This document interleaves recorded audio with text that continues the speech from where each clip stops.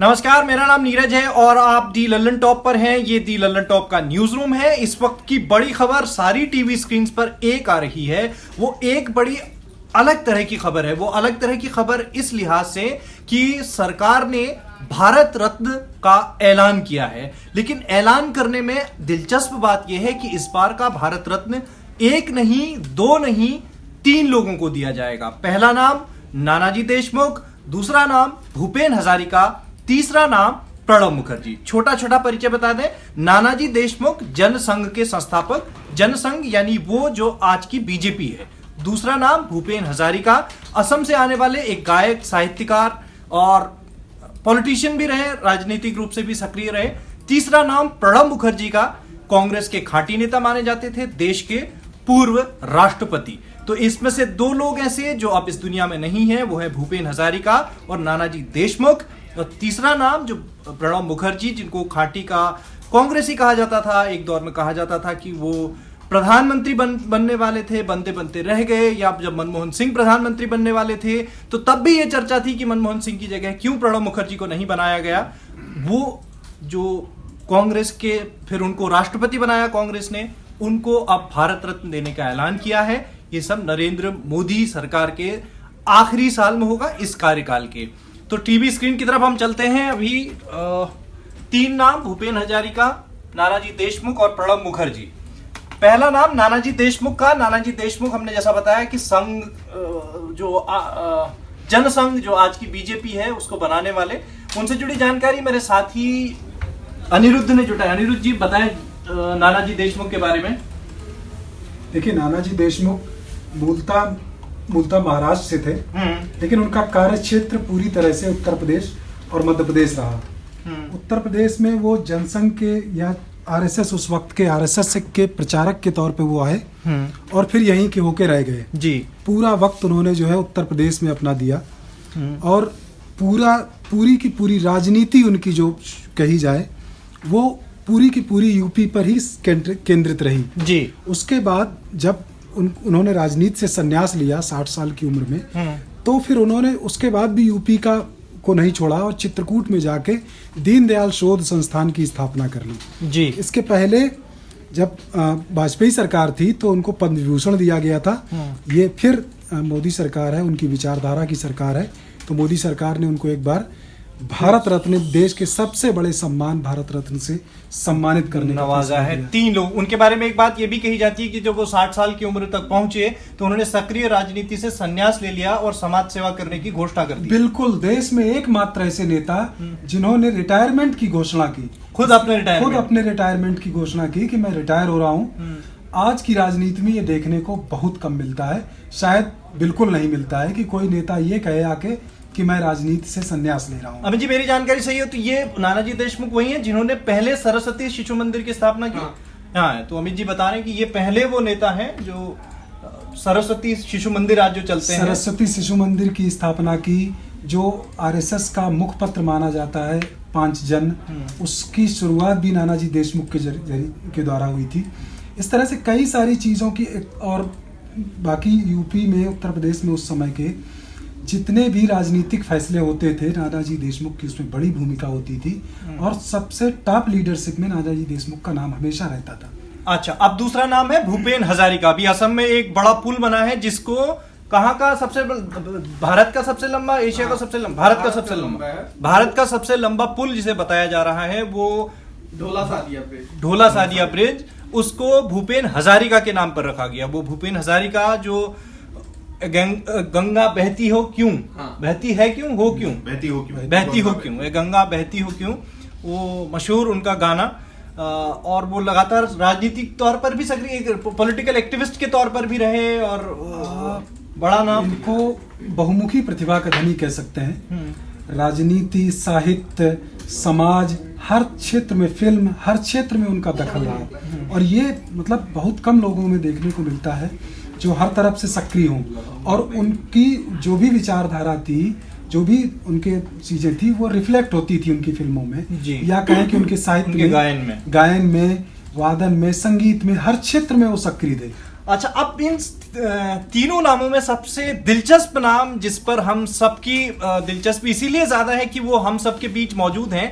हमने उनको राष्ट्रपति के तौर पर देखा है, हमने उनको वित्त मंत्री के तौर पर देखा है, हमने उनको कांग्रेस के नेता के तौर पर देखा है, विपक्ष के नेता के तौर पर देखा है। सब कुछ हमने अपनी आंखों के सामने घटित होते देखा है, जिसमें हमने कुछ हिस्सा भूपेन हजारिका का देखा, क्योंकि वो प्रणब मुखर्जी चर्चा में तब आए जब रिटायरमेंट के बाद आरएसएस के एक कार्यक्रम में चले गए, मंच पर गए, बाकायदा मोहन भागवत के साथ मंच शेयर किया। तब सबने कहा कि एक खांटी के कांग्रेसी को रिटायरमेंट के बाद क्या हो गया है। बेटी कांग्रेस में अभी भी सक्रिय रूप से है और वो अब भारत रत्न उनको दे रहे हैं, नरेंद्र मोदी दे रहे हैं। इस कार्यकाल के आखिरी साल में उनको भारत रत्न मिल रहा है। बिल्कुल। हालांकि ये कहना थोड़ा पॉलिटिकल इनकरेक्ट भी होगा कि नरेंद्र मोदी दे रहे हैं, क्योंकि भारत रत्न को थोड़ा पॉलिटिक्स से अलग रखा जाता है। हालांकि पॉलिटिक्स अलग नहीं रखा जा सकता है इस अवार्ड को। हाँ, इसमें तो राजनीति पे सवाल उठेंगे। जैसी शुरुआत से बात हुई, वो आरएसएस के कार्यक्रम में जाते हैं, कांग्रेस बाकायदा इस पे नोटिफिकेशन जारी करती है कि उनको कार्यक्रम में हिस्सा नहीं लेना चाहिए। उसके बाद लगातार जो है पॉलिटिकल कमेंट आते हैं दोनों तरफ से। फिर भी इस सारे राजनीतिक मसलों के बीच में शायद प्रणब मुखर्जी इस बात के हकदार होते हैं कि वो आज की राजनीति में जो इस पीढ़ी के नेता हैं उनमें सबसे कद्दावर नेताओं में उनकी गिनती होती है। लेकिन चूंकि अब वो राष्ट्रपति रह चुके थे और एक तरह से राजनीतिक रूप से सक्रिय नहीं थे, तो उनको ऐसी स्थिति में उनको अवार्ड मिलना एक राजनीतिक नजरिए से बिल्कुल देखा जाएगा, इसमें कोई दो राय नहीं है।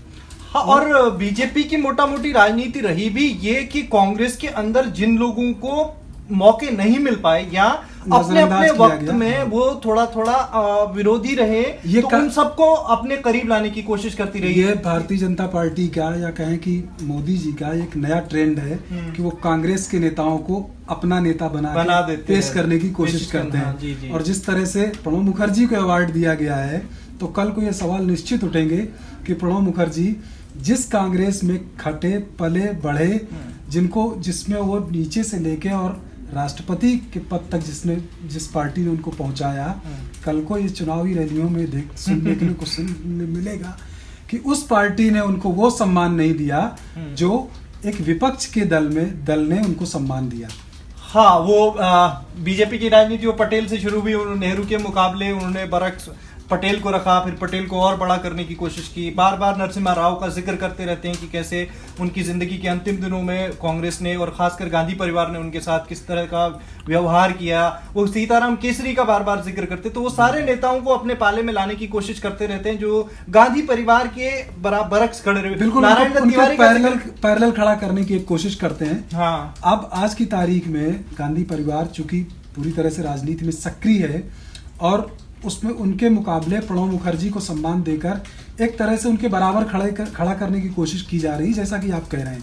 निश्चित तौर पे ये बात आपकी कुछ हद तक मानी जा सकती है। और खबर आ रही है टीवी स्क्रीन पर कि नरेंद्र मोदी ने फोन करके खुद उनको बधाई दी है प्रणब मुखर्जी को, और फिर गांव से जोड़ते हुए नानाजी देशमुख का जिक्र किया है कि गांव के विकास में नानाजी देशमुख का बड़ा अहम योगदान। इसमें कोई दो राय नहीं है। नानाजी देशमुख ने जो दीनदयाल शोध संस्थान के जरिए जो रिसर्च कराए, जितने भी शोध कराए, ग्रामीण अर्थव्यवस्था में उनका बड़ा योगदान है। आज की तारीख में या दीनदयाल शोध संस्थान से पहले कह लें तो इस तरह की चीजों पे सरकार की तरफ से बहुत कम प्रयास हो रहे थे। उन्होंने निजी तौर पे राजनीति से संन्यास लेने के बाद ग्रामीण अर्थव्यवस्था में कैसे वो समाज में रहते हुए कैसे बदलाव ला सकते हैं, कैसे चीजों को मोल्ड कर सकते हैं समाज के पक्ष में, वो चीजें दीनदयाल शोध संस्थान ने निश्चित तौर पे करके दिखाई हैं और उसमें नानाजी देशमुख का बड़ा योगदान है।